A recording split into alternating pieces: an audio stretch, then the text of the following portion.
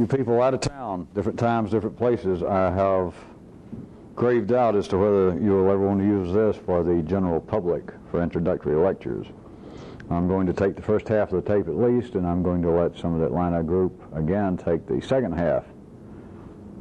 I'm going to pause here a second so that you can skip this if you do ever use it. Are you ready? Pause. Before I get to the heart of showtime tonight,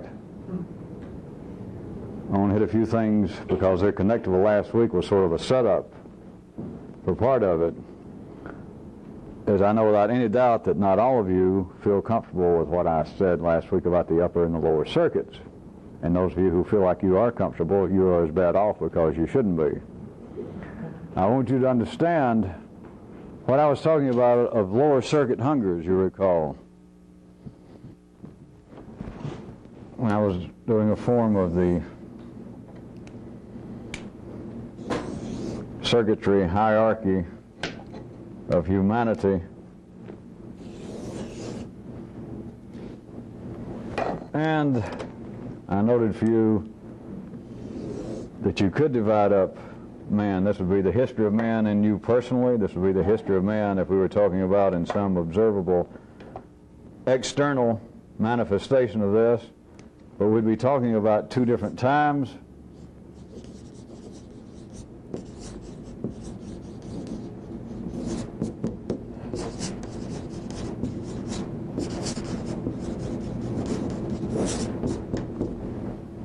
Two different times, and physically, once you begin to understand it, once you begin to feel it in yourself, it is true that there is an upper and a lower.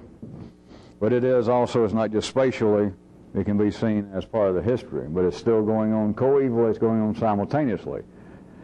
Now, as I was mentioning last week, you could look upon there being lower circuitry hungers, and that being primarily what you would have thought about in the past, not incorrectly, as being the drive for self-preservation. The drive to fight off death as long as you can, to fight off illness, to feed yourself, to get the proper food, to get the proper kind of sex, to get the proper kind of relaxation, to get the proper kind of physical activity. It is not that the lower circuit hungers are in some way good, and then what I was trying to get you to see as being the upper circuit hungers being bad. That is not it. That is not it. That is not it. Don't fall into those traps. But they are different. And the interesting part that no one has ever seen, since no one's even ever diagrammed it, looked at in this way. But what is interesting is this, is the jumping off point that you should be able to use, is that the upper circuit hungers are literally not necessary to stay alive. Now, it becomes a matter of degree that there are people taking humanity as a whole now. The upper circuit drives for position, recognition, fame, admiration, all of the very things that are not, from one view, absolutely necessary for you to stay alive. They do not feed the body, they feed, if we were religious, I guess you'd say they feed man's vanity and all that shit. But taken as a whole, also see this, back in the city with ordinary people, those hungers are at least this close to being necessary. Okay, you got that? Now let me clarify it. In the city, they are necessary. I just wanted to sneak up on you. Do you see? See, this again is not an attack on humanity. It's not an attack on so-called vanity, even though I threw that out as being how people would probably think of it. It is not that the drive for position, for recognition, is evil, bad. It's not that it's even unnecessary, because for the vast majority of people back in the city, it is necessary. It is necessary. Now, at least we all, or all of you, want to jump on the bow of the ship and look out at all those other fools. Look to yourself. Look down your own nervous system.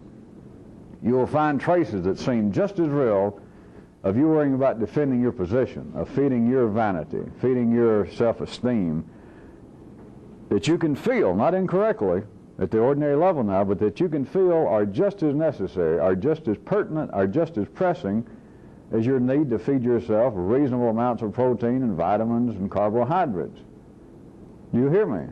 In the city, At line level consciousness, it is now, don't choke on this, but it is now as important to feed one's vanity and self-esteem as it is to feed one's body food. Now, to do this, though, you've got to be able to plot out things in a different way. That the information here is not binary. It's not either this or that. But you have got to learn how to plot what is going on in a different way, or you can't ever attack it. You can't ever work on it. So when I talk, as I will some more tonight, and make reference to the upper and lower circuitry hungers, remember, it is not that the upper circuit hungers, the desire for recognition, for fame, for position, to have a Lamborghini instead of a Honda Civic, it is not that in some way that per se that such desires, such hungers are bad. They're not even useless, because to ordinary people they are required. But you have got to find out, you've got to see for yourself that there is a line of demarcation that you could look at in such a way that you could do without it. I'm not telling you that you should. I'm not telling you have to do without the best car you can afford or living in the best part of town. I'm not saying that yet. But you have got to see what it is. And what has happened in this gradual way is that all of these other hungers, all that seem to be civilized hungers, what I want you to try and see, that will just about answer any interim questions you may have or doubts you have about what I'm talking about, is to simply see that the upper circuit hungers as they are now, each and every one of them, can prudently and correctly be seen to be a kind of reflection, a kind of reinterpretation, a sort of distortion, but not really in a negative sense necessarily. But they can all be seen as being very ancient, very basic hungers down here, such as the desire for shelter, right? It then gets reflected up here into, well, I would prefer to live on the richier side of town. I would prefer to live up Central Park West as opposed to down in the village. I'd prefer to live in Buckhead as opposed to Cabbagetown in Atlanta. But do you see that each and every one of them, the desire to have the fanciest gown that you can afford for some social affair, is simply a reflection, a version of covering yourself up from the elements. That's all it is.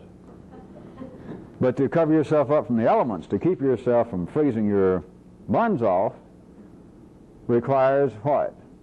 That you could have something on sale at J.C. Penney's outlet store, a moo-moo for $1.98. But the desire to have a Glass original, or whoever would be a fancy designer, to have one of these $10,000 gowns, it is not just something that humanity, it's not something that you can properly laugh at the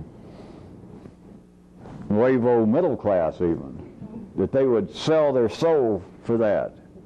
I just want you to see, it is not, again, it is not that in some way ordinary humanity has just become deluded, that they're absolutely insane. All of these upper circuit hungers are new versions.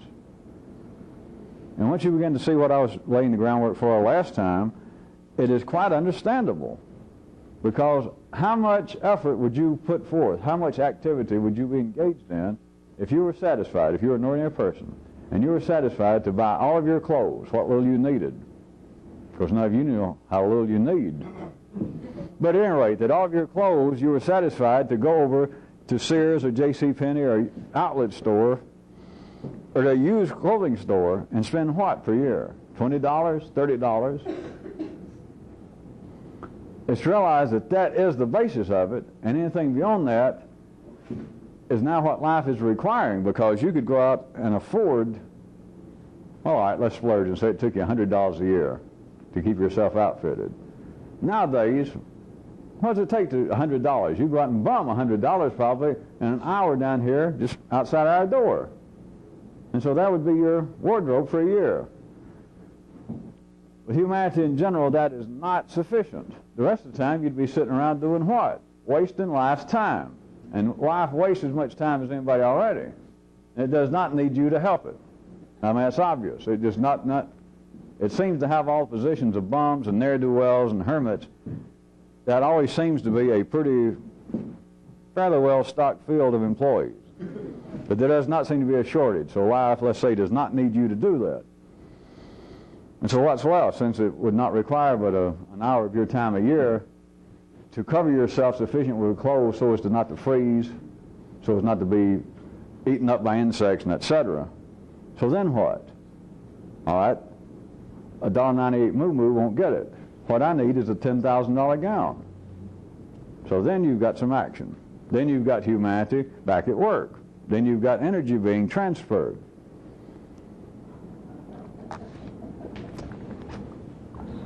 Some weeks back, do you recall, I spent a little time and I was using pictures of humanity, humans in general, and the race of man being cellular and being an organization, being a collection of cells, which is no secret, but ordinary consciousness cannot carry around some continuing picture in this way. But at that time I pointed out also somewhat with a hit and run that the more complex an organism, an organization, but now let's call it a structure, the more complex it is, the more prone it is to malfunction.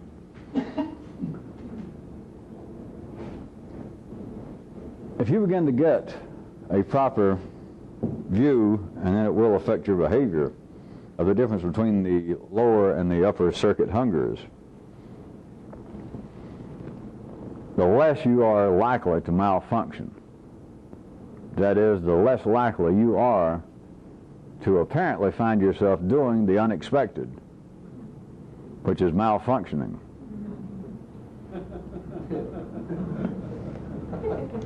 If you were, I'll repeat one more time, don't think that you can just take this simple, that I'm even hinting, or that you could take this simple way of I'll affect behavior and that will perforce change my understanding. I'm not telling you to give up any kind of dream you have of new cars, new clothes, a new house. I'm not saying that.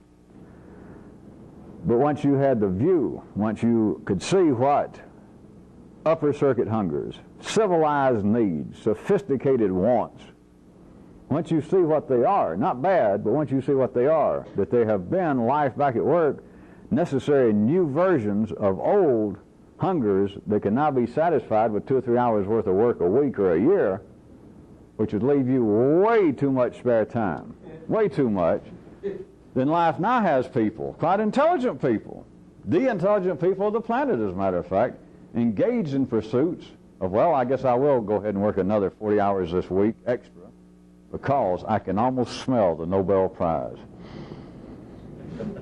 If I could just learn, I got it down now to 2 hours sleep per week. If I could just get past that and work on my formula. You need to see what it is. Then there's a way in which you could be less mechanically complex, and therefore your structure would be less likely to malfunction.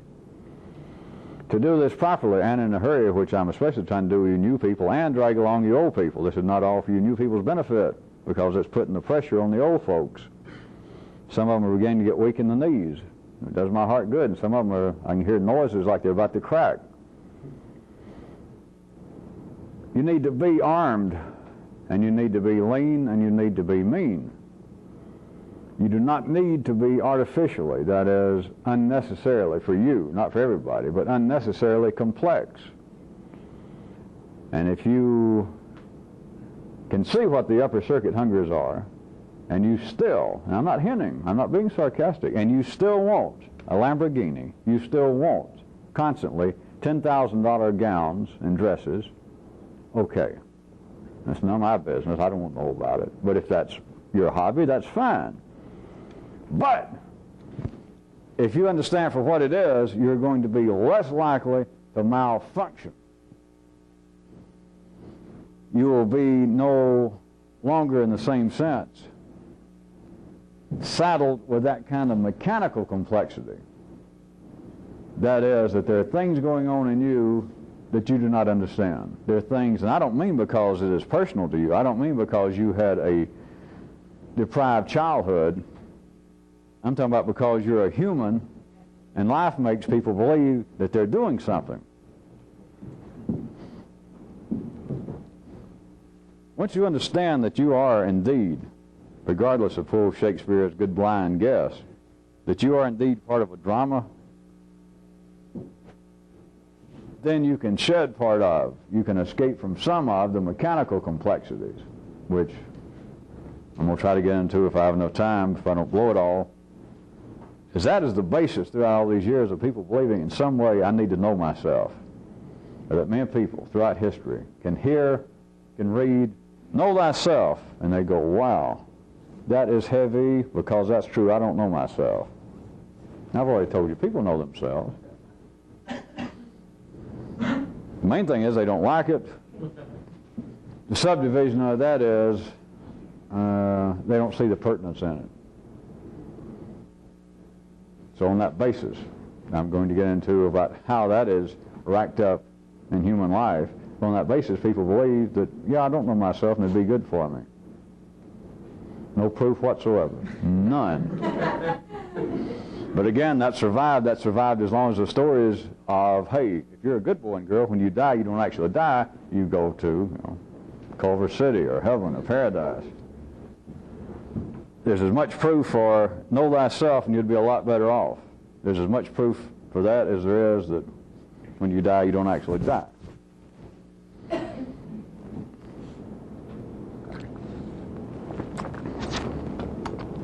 Okay, I've stalled around enough. I want to talk to you about something new. And that is, I even have my own term for it that came to me, as always. Whoever writes my material, they didn't let me down again. It is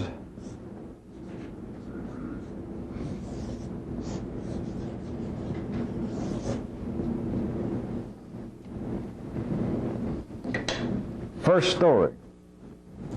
My opening line will be that life has a first story for everything. Let me tell you how I interpret first story, what it is, to get us going. You catch a kid doing something.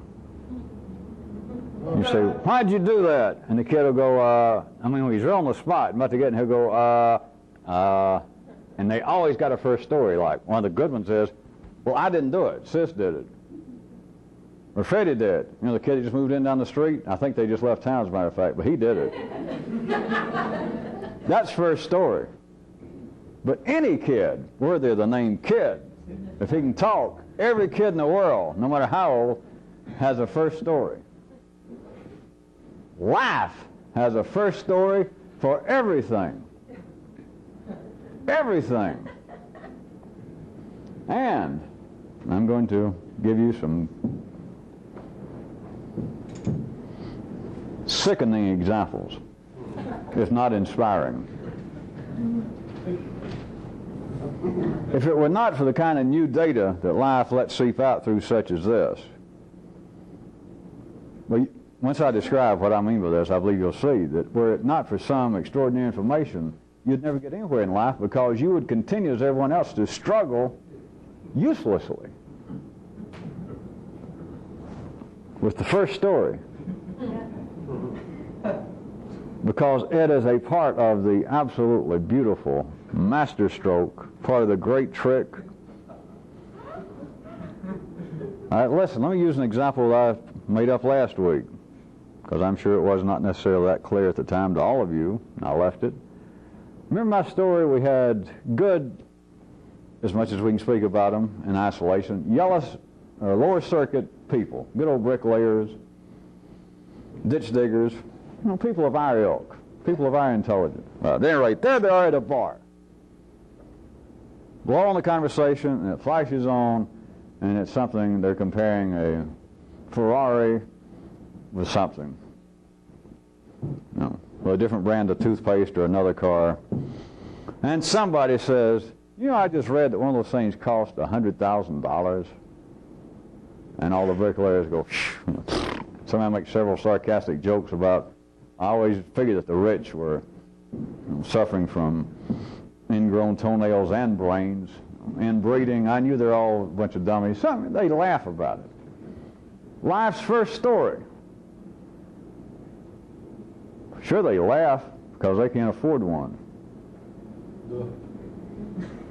There is the first story. And it meets all the requirements because, first off, it seems to answer any question you got. Well, sure, they laugh at it. There's not a chance. The story you brought up, the story you fed of bricklayers, salaried, hourly paid workers, sure they're going to laugh at somebody spending $100,000 for a car. What else are they going to do? I mean, some of these fuckers probably won't make $100,000 before they die, all told. Well, sure they're going to laugh. What else is new? That's first story. And let me tell you the purpose of first stories, if any of you hadn't already figured it out. The purpose of first stories, they seem, without any doubt, to be obvious, and they seem to cover the situation. They seem to be meaningful in their content, their explanation, but above all, they do this. They stop any further investigation. That is the purpose of a first story, the way life does it. In a sense, it's the same thing as a kid does.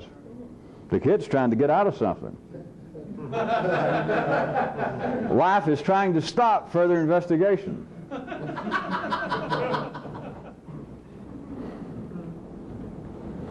Well, do you understand? Now, I've talked about this for a long time with a lot of you, and many of you people have your own little views, your own experience that you've hit such as this. But here is part of the subtle nature of how the information has grown with the evolution of consciousness and the evolution of man. And the trick has stayed the same. Because this example right here, I'm going to give you some more, but this is just, I couldn't improve upon it since I made it up, but since it could happen. But to say that people, these bricklayers, salaried employees of all kinds, I'm not just picking on the building trades, that you're not, why bother talking about this situation that you made up, this example? Certainly they're going to laugh, but what the hell has this got to do with this kind of crap you're talking about different hungers and their basic hungers that kept humanity going, and that's not sufficient? These lower circuit people that you're talking about, these salary employees laughing at a $100,000 car, they're laughing at on this basis. And I'm speaking now for an average, sophisticated person who is not as driven, as centered around the lower circuit hungers. A person probably such as you, if you were left to your own devices. And you were looking in on me and this situation I made up and what little I'd said about this. And you say, well, you may be trying to talk about something here in a paradigmatic way that I haven't followed yet, but this example of you talking about the lower classes, the lower economic classes laughing and scoffing at a $100,000 automobile, if you think there's some sort of exotic or metaphysical message in that, you're an idiot. You're missing the point. They're laughing at it on the basis of this, that they will never, ever, ever, ever, ever, ever be able to afford it. And the tacit explanation of you, the sophisticated observer, is also this, that they're laughing because they can't afford it, but hell, they'd like to have one just as well as you and I would. That's first story. Because if we were talking about, indeed, what I'm describing as the bricklayers, etc., if any one of these fictitious people I have staying at the bar, the laughter about this $100,000 car, if it is indeed coming, as much as I can split the two artificially, it was coming from the lower circuits, first story doesn't get it. Because the lower circuits actually are laughing at the fact. Because what they're saying is that if they had $100,000, of course the lower circuits do not speak with man's tongue. They do not verbalize in the way that the upper circuits do. But what the lower circuits are doing, they are actually saying, if I had $100,000 and could talk about this, I sure as hell wouldn't spend it on a car. It's not sour grapes. It is simply them laughing at the fact that there is nothing in my lower circuits that would cause me to spend anything like that for a mode of transportation to get me somewhere. But that is not the first story. See, the first story would apparently stop any further investigation, because it indeed, at that level, seems to answer it, or seems to respond to me saying, well, why is it that so many people would laugh at the fact that this automobile cost $100,000 and there are people lined up to buy them on a waiting list? The first story is, well, they're laughing because they're not on the list. They're laughing because they can't afford it. Next question. And indeed, at the city level, that is satisfying. Indeed, I was going to give you more examples, but I assume enough of you are catching. But let me give you some more.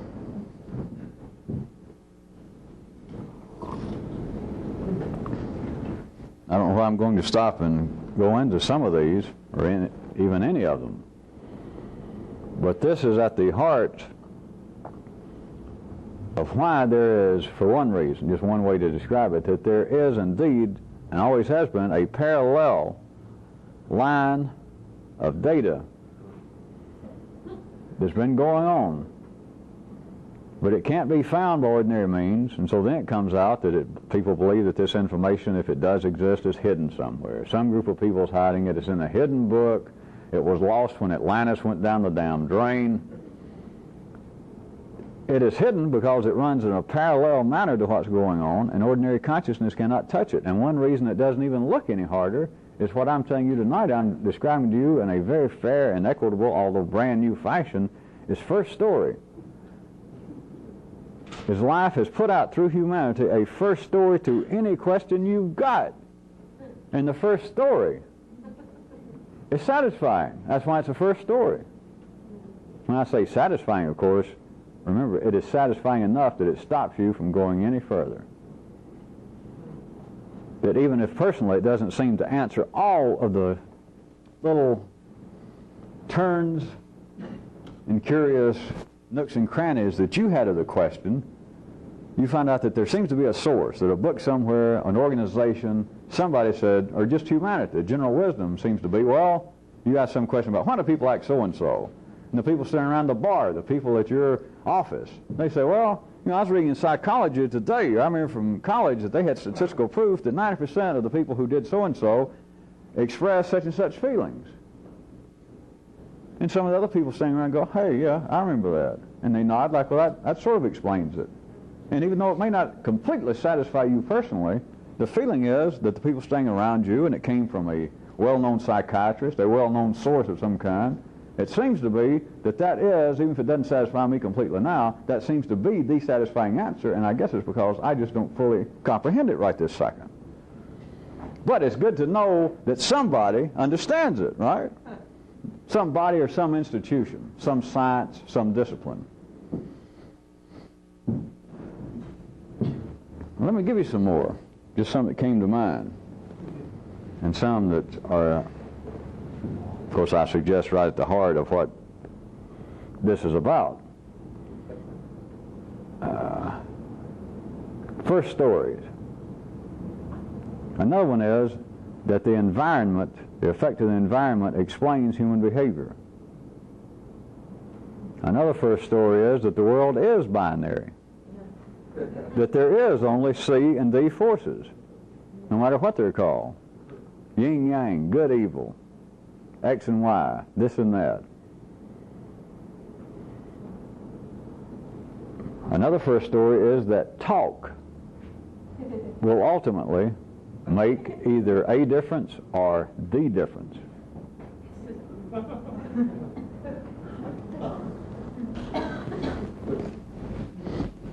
Another first story that I almost got into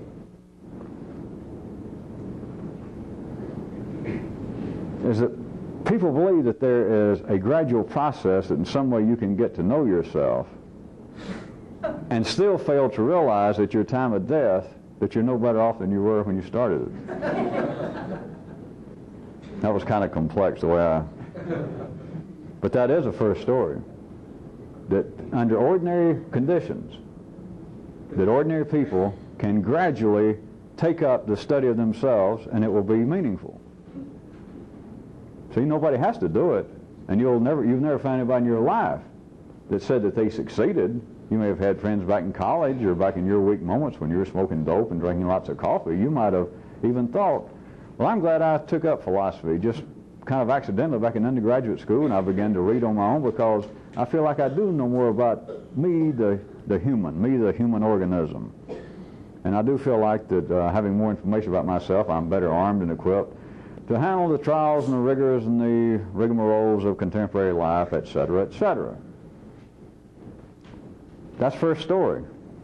Because, of course, I'm hinting to you, if I may use the word hint, that if you had another view of this, everything that you had done along those lines up until now had not had any effect whatsoever, and that you in truth do not know any more about you than you knew. The only difference is you might have smoked enough pot, enough people said, you know, you got a terrible temper when you were drunk, and after 10 years of that, you may now, when half drunk, you might admit to some of your friends, you know, one thing about me, I'm a lot better off since I undertook this rigorous form of trying to study myself and read philosophy and weird stuff. I finally faced up to the fact that, you know, I got a temper. And people that just knew you casually, people that saw you once a year, if they had to describe you, they'd say, oh, you mean that old sorehead with a bad temper. And you're going to say now, well, after 10 years of hard work and scrutiny and seeing a psychiatrist and an astrologer and a numerologist, I'm able to peer into the depths of my being, and I've realized that, and I told myself, I said, Fred, you got a bad temper, baby. It's a miraculous discovery, and very meaningful, and it had a big effect. At any rate, that's the first story. That's another one. And another one is that money itself has some real significance over your 70 years here.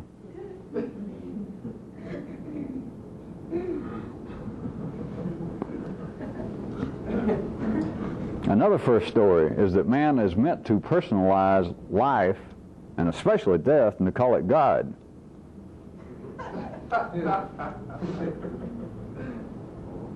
And along those lines, since I'm over in the religious ghetto, another first story is that patronizing the gods themselves, like prayer and all sorts of rituals, will have some effect. That's the first story. No proof whatsoever. And don't tell me about personal anecdotes that you turned on some TV minister and he had all this line of shills and his in-laws that will say, yes, well, I came to you. Well, that's not even fair because they normally attribute to him instead of the gods. But for somebody to say, well, I had an aunt that her husband was dying of alcoholism and she kept praying, and one day he got up and spit up blood and said, I've had enough of this and quit drinking. And she said, praise be to St. Jude or whoever. So that, prayer answered something. I don't mean that. Surely I don't have to stoop that low to clean up after you people. I'm just saying in general, patronizing, petitioning the gods. When I say no proof, I don't even mean scientific. Since most religious people think of the scientific as being D to their C, to being evil if it goes against their religion. I'm just saying on any level.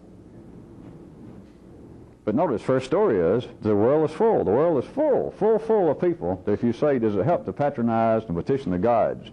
Even if they say, well, yeah, I don't do it enough, I don't guess. I don't fulfill our rituals or talk to the gods or pray, search my conscience, whatever I don't do it enough, but yeah, we should be doing it. Because it does have an effect. If I did it faithfully, I'd be a lot better person. Not even a Seneca proof. No reason to have such a hope. Except the first story. Just like life whenever it wants to, you can just take this big old bucket of a slightly different hue of paint and it just throws it on everybody. And it splashes and gets on everybody a little bit, and suddenly, whatever the story is, like, when you're really getting pissed or you're getting discouraged about living and you know it's all a waste of time, you're going to die, call me by name. I'm a God. Don't worry about me being death or something. I'm a God. Call me by name and call out to me, and it will eventually help. And everybody gets splashed. It's first story, and everybody goes, yeah. And that's it. It becomes now part of human consciousness.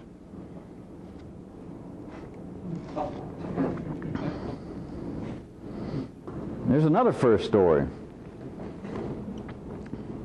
that is really good. I've never really gotten into staying up here talking, not directly. But the first story is that ordinary people, humanity, now humanity is evolving in a sense. Things are not winding down. But that there is also a first story that humanity is afflicted by, and that is in the field of knowledge itself, especially talk knowledge.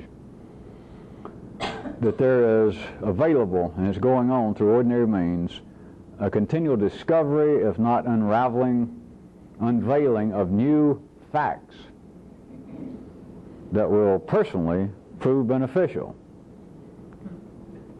I know I got pretty obtuse there. It's like fad facts. An example right now, and you got to listen quick because it's first story again. It's not that there's no validity to this at all. There's now, I forgot what the technical term is they're using, but what it amounts to is winter depression. Now some of you have read about that started off, I think, with psychologists, and that's into the medical field, that they now find that there are endorphins, or they think there are, that because of the lack of sunlight, decreasing amount of sunlight during the winter times, that there are certain peoples. And it went from being psychological that now, as always, as they're saying in some fields now, they even wonder if it's not perhaps even a little bit, maybe, physical instead of just psychological. But the decreasing amounts of sunlight during the winter times make certain people depressed. They get irritable. They can't work good. All right. I'm not saying that's not true, come to think about it, because I know I really get the blues. But it's a kind of faddish fact. Because I assure you, and most of you should know this, just had your eyes open just in city life up until now, this is going to be good for what? Another year, 2 years, and you'll never hear of it again. But right now, I'm getting a lot of blank looks. I thought surely you people had heard as much about me. I just picked that up off the ordinary news media. That it's not an accepted fact that there are certain kinds of people, certain types of people, that actually get physically depressed and cannot function at their ordinary level during the winter months. And they're treating it by this, by exposing them to ultraviolet light in their workplace. Now, it's big enough to make the ordinary news media. It's that big a thing, it's not an accepted fact. In fact, they're talking about how expanding it is, and it may go into other areas, and it may help explain other aspects of unusual human behavior. Right now, it is a pretty hot topic, and apparently there are people who are being helped.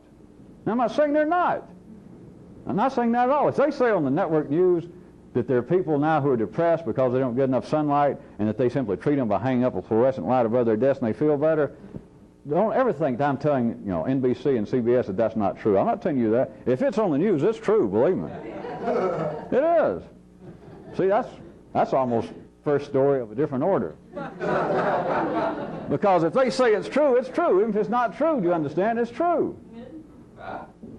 I'm never here saying it. If you read it or heard it from another person, it's true to some degree, but if you heard it on the news, it's true. So at any rate, now it's true.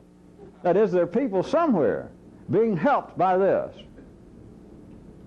But believe me, a year from now, 2 years from now, you'll ask somebody. You could probably go up to a practicing psychiatrist or psychologist and say, what's the latest in, whatever they call it? I can't remember the term. I'm calling it winter depression, but they've even got a technical term for it. It has to do with a decreasing amount of exposure to ultraviolet rays. But anyway, if you bring up the term, I assure you, I'm not trying to be an absolute soothsayer, but it is going to be a passing, important, beneficial, personal discovery. But a year from now, 2 years from now, you'll be able to bring it up to some psychologist, whatever happened to so-and-so, and they'll draw a blank. It's like it just disappeared.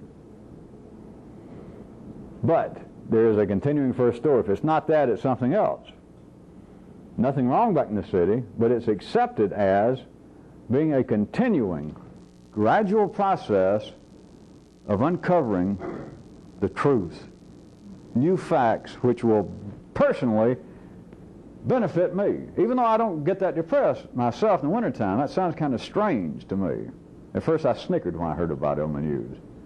But I should not snicker being a sophisticated, intelligent person, because it's good to know that there are institutions in life's body, psychiatry, the field of medicine, the entire field, that's working on these minor areas that obviously it just affects a minority segment of human society that gets affected by this syndrome, but it's good that they're working on such things because it ultimately benefits us all. That's the first story. Things that were true, things that were obviously of widespread potential significance 5 years ago, nobody can remember what it was now. You know, just because something is no longer true in the city, it doesn't mean that people don't believe it anymore. They'll still talk about it. It may still be written up. You may remember it. You may ask somebody about it. You may believe that this should have gone somewhere. And it had a very short shelf life. It had a very short half-life. But it is built into the organism. It is part of you being tied in to falling for the first story. That from ordinary sources, all the human institutions, all the disciplines, the arts, the sciences, there is a gradual discovery process going on of new facts that will be of personal benefit to you.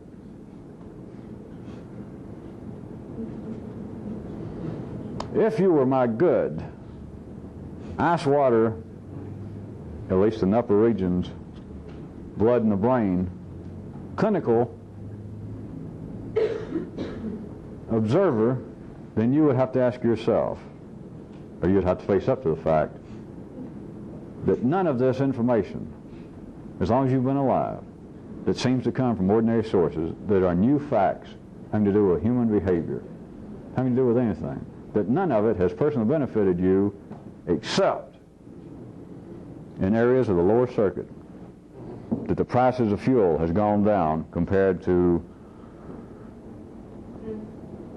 the amount of energy you must expend to make money. The insulation has improved in the construction trade to where you can tighten up your house. They can grow food cheaper.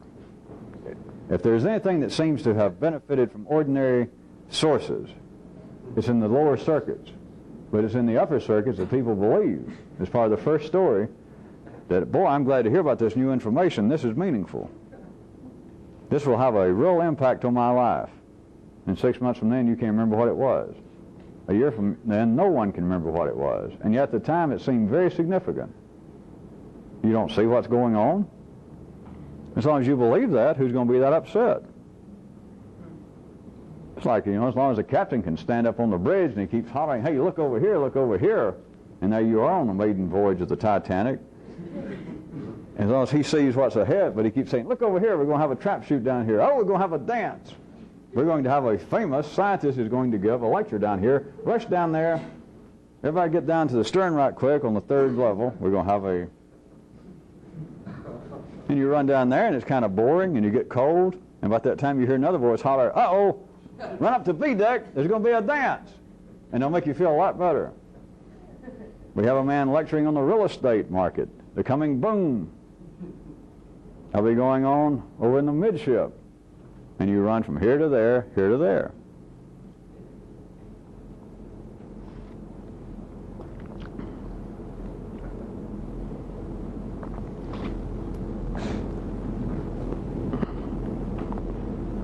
As a piece of an excursion, I was going to say that all of you should, until next meeting, look for your own first stories, your own examples. See if you can hear this. This is really at the edge of the existence of the parallel information. There is no question, if I say, all right, everyone look for your own examples. They're everywhere. You're full of them. Life is full of them. The first stories that everyone accepts because it seems to meet all the criteria. They seem to be, at least potentially, fully explanatory of whatever matter is in there under discussion. They seem to be quite agreeable. They seem to be absolutely reasonable. And it seems to take all the wind out of you.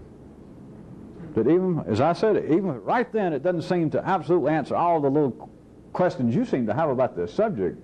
It's as though that you're all puffed up and said, well, some of this stuff out of life I'm not going to take anymore. I'm not going to press on until I know what the hell's going on about this.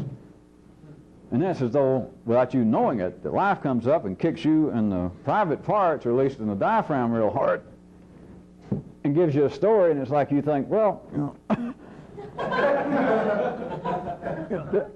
there's some validity in what you say. I think I see what you're getting at. It just takes the heart out of you. You don't look anymore. So, if I gave you such an excursion to do that, a double tricky part I wanted to point out to you is there is no question of one hitting you. It should have already when I said I was going to make that excursion. You should have already one hit you.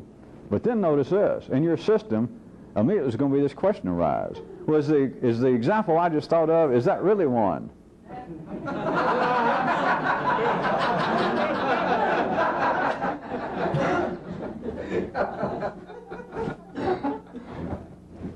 I hate to be foolish, but by God, that gives me some hope for you people. Because do you understand? If you thought of it, yes, it is one. I don't care what the fuck it was. If you thought of it, yeah, it's one. But notice, you will simultaneously think, well, I wonder if that is one. And maybe you'll try to compare it with the ones I did. Or you'll, suddenly it's like your own voices, your own logic will say, well, now wait a minute. No. I'm telling you for a fact. If you think of it, it is one. But the beauty of the first story, it even gets into a second order. The first story is then you'll question, well, wait a minute. Is this truly an example of that? Because I believe I knew what he was speaking about, kind of a misdirection and kind of common stories that seem to sweep human consciousness. Yeah, I can see that. But now the one I thought about, having to do with whatever it is you think about, religion, politics, is at the same time you think about it, is a serious question, serious doubt, well, is this one? If you ever doubt, which you can't for long, that on the playing field as it is now, by the rules as they now stand, any struggle between you and life, for you to think at all that you got a dog's chance, that you're going to outsmart life, you might as well be wrestling with a planet. You're going to put planet Earth in a hammerlock. Which, of course, seems at the lower circuit level easy enough to laugh at and say, well, that's impossible. But people believe that they're continually doing it in upper circuits. That is, well, I'm not going to be fooled. I'm not an idiot. At least I'm not a run-of-the-mill idiot. I'm not your everyday idiot. Perhaps I'm maybe a weekend or a holiday idiot. That is, life cannot continually pull the wool over my eyes.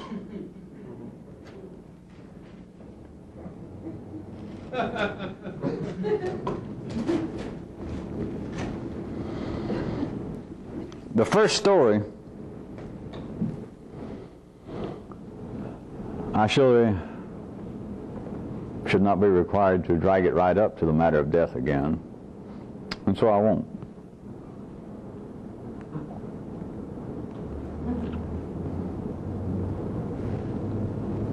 Something else I started to mention. This has been kicked around for years and years and years in the city, and you could look at it as another example. I didn't use this, although I mentioned misdirection as being an aspect of the first story. But the whole idea of men being actors and the whole of life is simply a play, that kind of verbalization predates all of us on this planet. But let me literally tell you, it comes out piecemeal, or it has in the past with the older people here. I've had in the past, let me start with this story. Here's my minister bill. I like to do this. One time I was talking and a lady came up to me and said so-and-so. Sometimes I like to do that. I mean, I have to make them up because it never happens. But it could. One time I'd been talking like this in public somewhere. See, I had to make that up because I've never done that.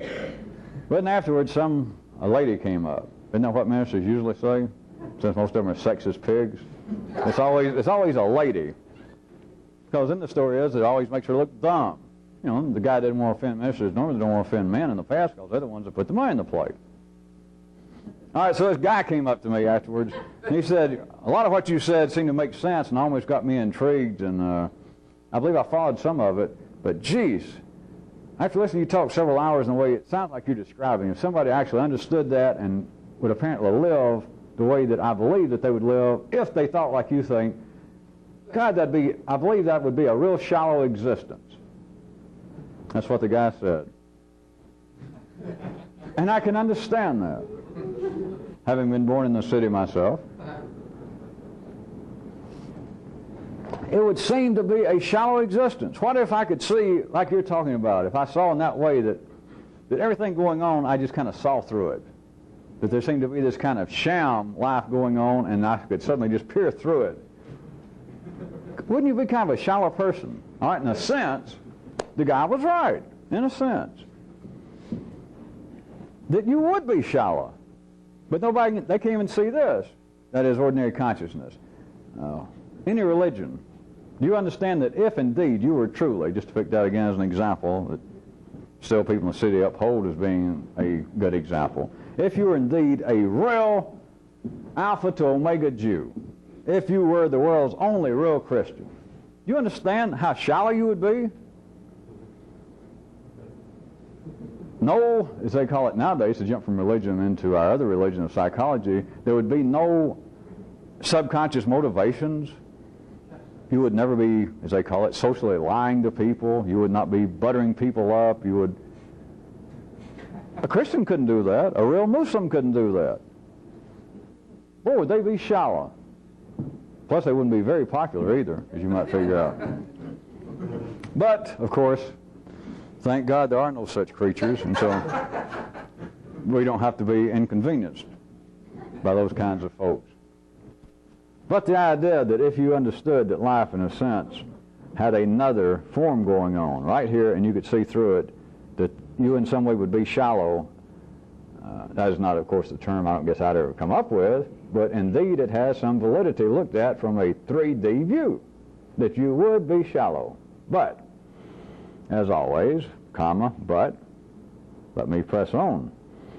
If you understood that, and that you had a different kind of relationship, in a sense you were freed of some of the upper circuit hungers, the reflections of those that were no longer necessary for you personally, may I suggest to you that you then would see, now this is just a verbal description, but you would see literally that neither you nor anyone else on this planet, except maybe me and you, it'd only be you and me that you would have any faith in, that you would feel for sure that you could speak about.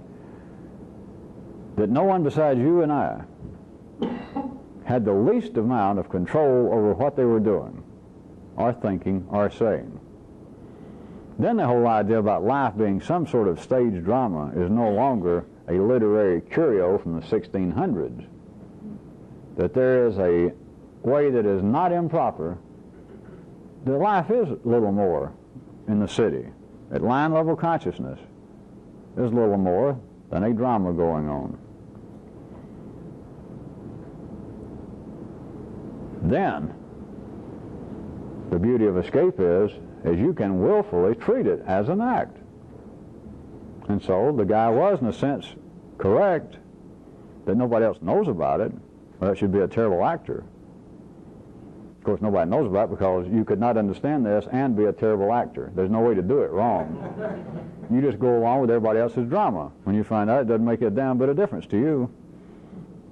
It's just a matter of efficiency in your case.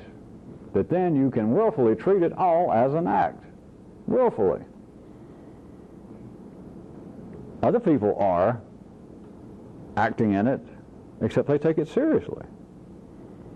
They struggle with the part, they curse the director, they don't like the hours, they don't want to rehearse, they want somebody else's part, they don't like their costume, they feel like they're being typecast, they don't play on weekends.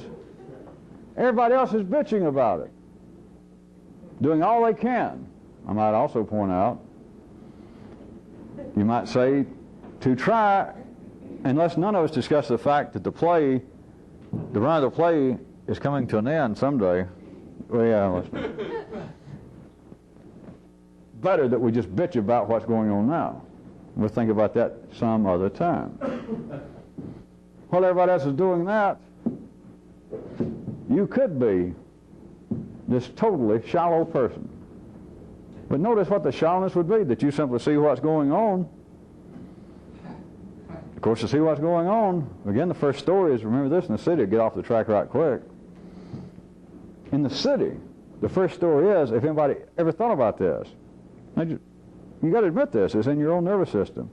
If at some time in the past you believe that you would have run across a genie, or a great Superman, or a guy with a secret book, the guy over here from Tibet or wherever, and that he picked you out, that there you were in the library fooling around with books on Atlantis and that stuff, and this figure slipped up and said, you're the very person that we have been looking for on this planet. And they told you the secret. Anyway, you had something, some great new knowledge from a different source. What is the first thing? You don't really have to think about it. What's the first thing you'd do? Well, I'd run and tell everybody. I'd write a book. I'd go on the Carson show.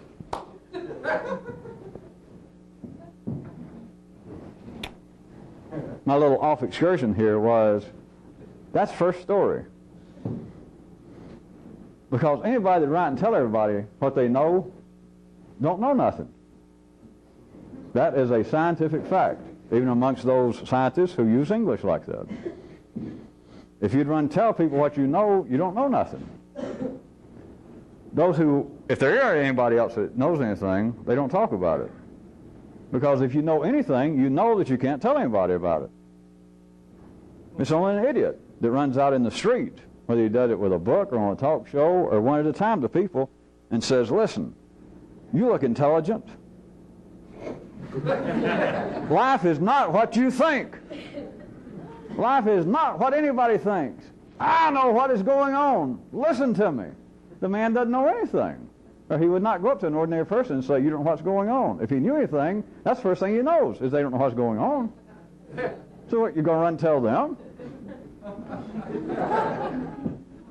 Anyway, again, it's part of the first story.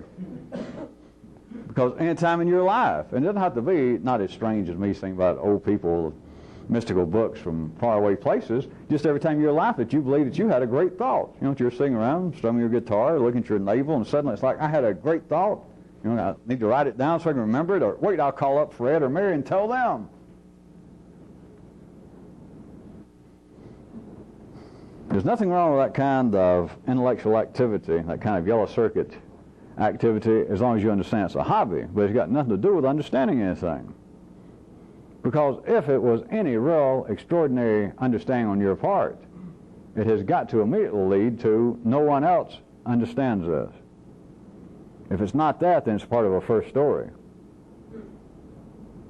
And you wouldn't tell anybody. There's nobody to tell. See, I can't tell you people. That's why I have to go up here. I stand up here week after week, month after month, and seem to talk about this and that and this and that. And it's all to keep from talking about what it is. You know, what it is real simple. It wouldn't take me years to talk about it, except if I told you the secret. Any one of you, or just all of you here, just get over with tonight. And I just say, all right, here it is. I'm going to tell it to you. And I told it to you. Most of you here in another place would go,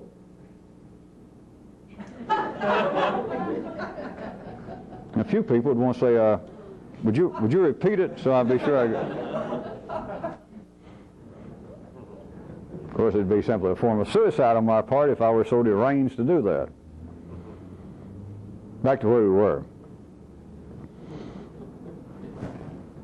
Okay.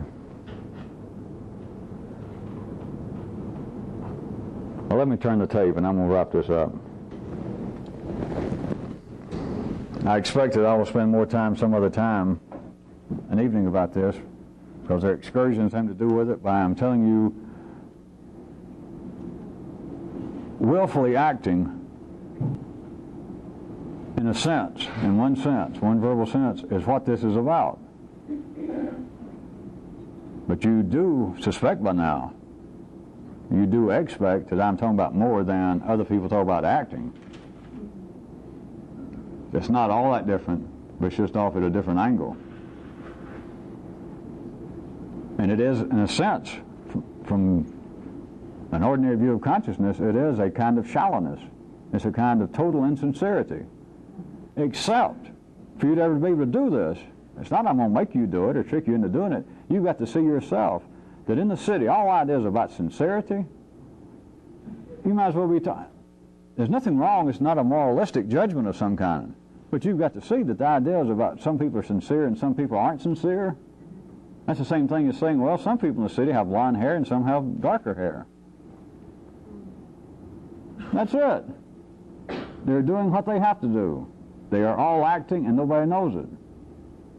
That is what makes it preposterous.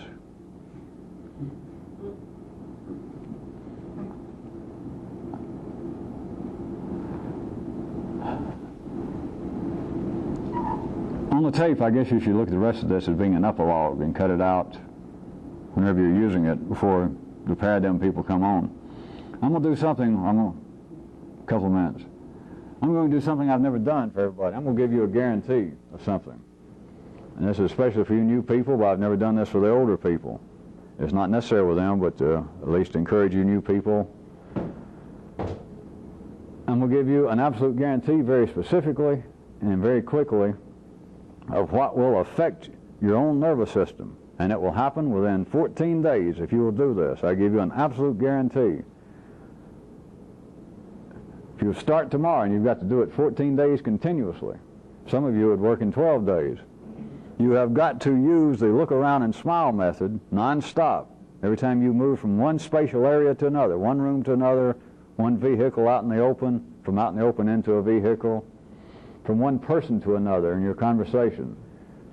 For 14 straight days you use, remember, the look around and smile method. You look to the left and you smile, and you look to the right and you smile.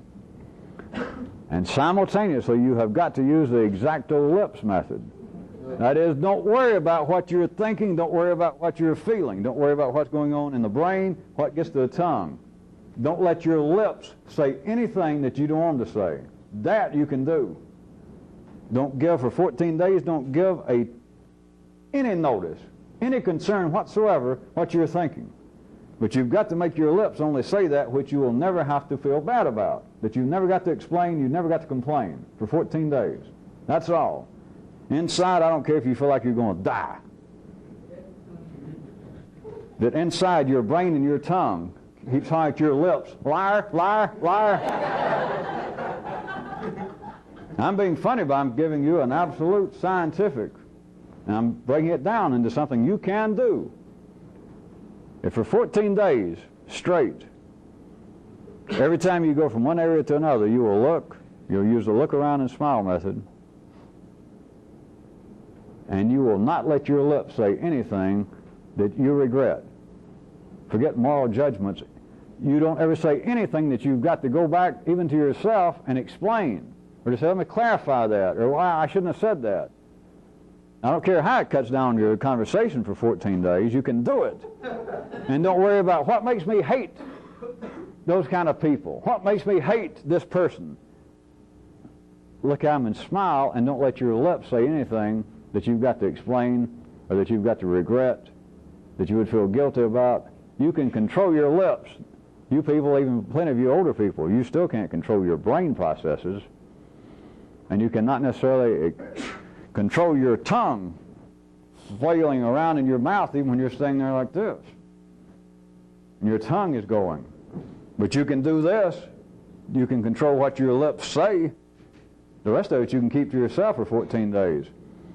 If you do that, I give you a guarantee, to use ordinary terminology, you people physically within 14 days will put your nervous system into the beginning of a agreeable shock. It will begin to expand the limits of where your nervous system reaches in you. It will do it. I give you a personal guarantee. No more than 14 days. You will not be the same person. You will no longer be exactly you as you are right this second if you will do those two things, and you can do them. I'm not giving this as an absolute excursion now. I'm not telling you to go do it. But I'm telling you people right now, you brand new people, here and in other places, I am telling you what will stop you, it will immediately put a halt to you being you as you are now within 14 days, if you want to do it.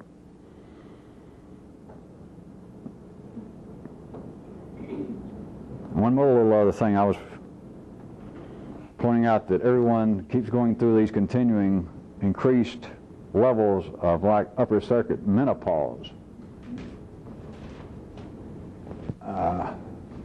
since I'm being scientific tonight, it's really people who's been around here a while that finds that of any interest. Let me point out, since none of you would ever do this, that there is a time frame of this, that you seem to have gone into a kind of shock, that you seem to have left some level as to what you understood, that you're no longer exactly the same person genetically that you were some time past. So there's not just always a surprise that every so often I get up and I attack all of you people. As it turns out, in our day and time, I have discovered that it is somewhere between 18 and 21 months that it takes you, in a sense, to go back to being bourgeois-Z on a different level. That you can undergo the kind of shock that, most of you older people here know what I'm talking about, that you've had your own experience, that, yes, I'm not exactly the same as I was, I don't know, a year ago, 2 years ago, if I ask you. But I'm telling you that there is a time frame of it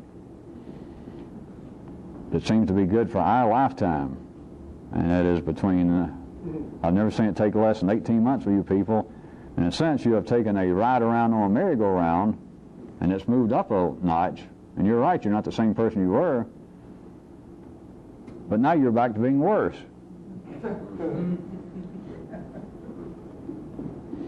You know what I mean.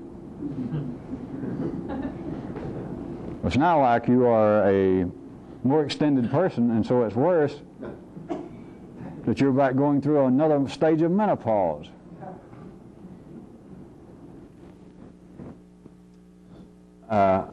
Do have another excursion for you, particularly for the new people. For 4 days I want you to do this. Now listen, this is an excursion. I expect you to do it. And you can stop sending in notes about done. I still don't trust you, but just, if I do it. The excursion is for the next 4 days.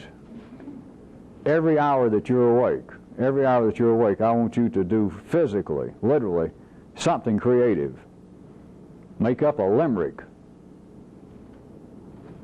Make up a poem. Carry around these little spiral notebooks and try and draw just something. If you're going to try to do it on the hour, whenever you pick it out, on the half hour, it's wherever you are. You can do it at work, or run the bathroom, or sit there at your desk. And if nothing else, turn around to somebody and try, even if you never draw much, try and sketch somebody across the room. Do something just by ordinary terminology that would fit in the classification of attempting to do something creative, something that you did, or a little poem. But once an hour, and pick out a time. And if you get up every morning at 7 o'clock, then on the hour. But every hour, for 4 days, do something creative. Just some little bit, if it's no more than just doing a sketch of somebody's head across the room. Or to make up a little rhyme. And, not quite as specific, but between now and the next time that we're meeting, see what you can find of your own examples of first stories. They're everywhere. They're everywhere.